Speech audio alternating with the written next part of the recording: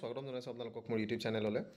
APSC পৰীক্ষা হৈ গ'ল প্ৰিলিমছৰ আৰু বহুতে এইটো ভয় খাই আছিলে যে ইলেকশ্যন ঘোষণা হোৱাৰ কাৰণে নহ'ব, কিন্তু যিহেতু কনষ্টিটিউচনেল বডি হয় তেওঁলোকে পৰীক্ষা কণ্ডাক্ট কৰিব পাৰে, সেইটো লৈ প্ৰব্লেম নাই। চ' এই যি পৰীক্ষা হৈ গ'ল ইয়াতে বহুতে সেই বস্তুটো কৈছে যে তেওঁলোকৰ পৰীক্ষা বেয়া হৈছে, তেওঁলোকৰ মানে ধৰি লওক আশা কৰাৰ ৰূপে তেওঁলোকে মাৰ্ক হেৰি নহ'ল বা পেপাৰ তেওঁলোকে টাফ পালে, তেনেকুৱা ধৰণৰ বহুখিনি কথা কৈছে। এতিয়া কথা হ'ল যি পেপাৰ আপোনালোকৰ হ'ল দ্বিতীয়খনটো বাৰু ধৰি লওক কোৱালিফাইং নেচাৰ, বাট প্ৰথমৰ যিখন পেপাৰ সেইখনৰ যিটো মাৰ্ক হ'ব, প্ৰথম কথা নেগেটিভ মাৰ্ক আছে। যিসকলে আপোনালোকে জানাখিনি কৰাৰ পাছতো যদি নেগেটিভ যদি আপোনালোকৰ যদি যায়, যিখিনি ধৰি লওক ভুল হৈছে এনেই মাৰি থৈ আছে, যদি নেগেটিভ যায় তেন্তে ডেফিনেটলি আপোনালোকৰ পজিটিভ মাৰ্কৰ পৰাটো সেইখিনি ডিডাক্ট হ'ব। এতিয়া যদি চাবলৈ যোৱা যায়, এইবাৰ পষ্টটো যথেষ্ট কম পষ্ট আছে আৰু কেণ্ডিডেটো ধৰি লওক এৰাউণ্ড 67,000-68,000 আপোনালোকৰ কেণ্ডিডেট হৈছেগৈ।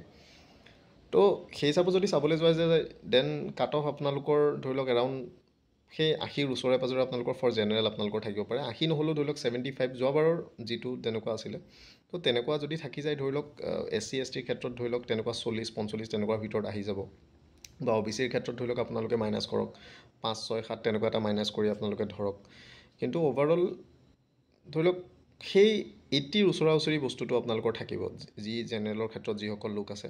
চ' এইটো ধৰি লওক এজনে কোৱা কথা নহয়, বহুখিনি মানুহে যিসকলে পৰীক্ষা দিছে তেওঁলোকে যি পলত পাৰ্টিচিপেট কৰে সেই বস্তুটো লৈ পেলাই যিসকলে পৰীক্ষা দিছে সেইসকলে ধৰি লওক যি পলত পাৰ্টিচিপেট কৰিছে, চ' সেই পলত মেক্সিমাম তেনেকুৱা হেৰিয়ে আহিছে।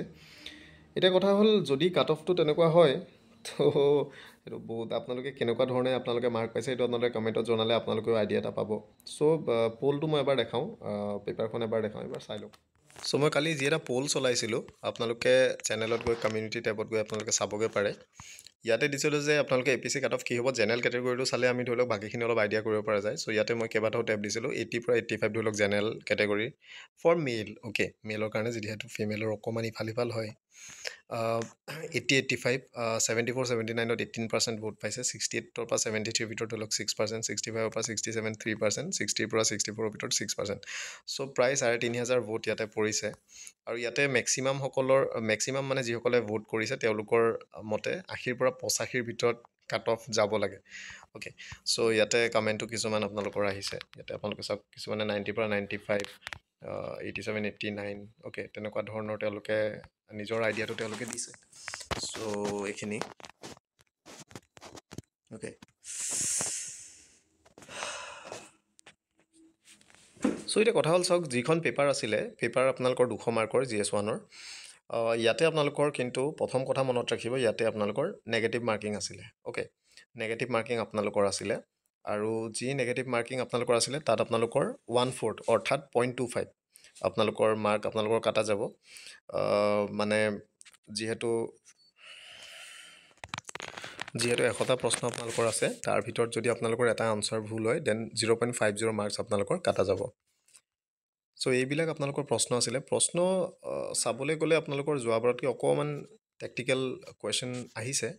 চ' গোটেই পেপাৰখন আপোনালোকে যিসকলে পৰীক্ষা দিছেতো চাইছেই, চ' এইখন দেখুওৱাৰ কোনো ধৰণৰ কথা নাথাকে বাৰু। তথাপি অলপমান আকৌ মই মনত পেলাই দিছোঁ। চ' এইবিলাক আপোনালোকৰ পেপাৰ আছিলে। Memorandum of settlement between government of India Assam, উলফাৰ্জি লিবাৰেশ্যনৰ আছিলে। তো এনেকুৱা ধৰণৰ বহুবিলাক আপোনালোকৰ প্ৰশ্ন। এতিয়া কথা হ'ল, এই যিখন পেপাৰ বহুতে আহি কৈছে তেওঁলোকে ভালদৰে কৰিব পৰা নাই, বা ধৰি লওক তেওঁলোকৰ উত্তৰ ভুল হৈছে, বা তেনেকুৱা ধৰণৰ আৰু বহুখিনি কথা।